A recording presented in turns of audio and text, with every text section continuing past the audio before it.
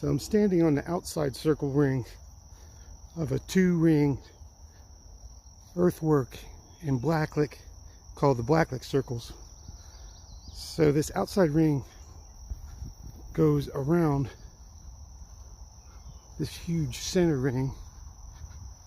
I guess there was a ditch or some sort of an enclosure. This is the top. So they discovered this with a drone, like LiDAR image technology in 2017. They didn't even know this existed. But it's inside of a park. So I like to come here and smoke some weed before I go down there and hunt in that creek. I like to hunt right down there. This is the East Gate.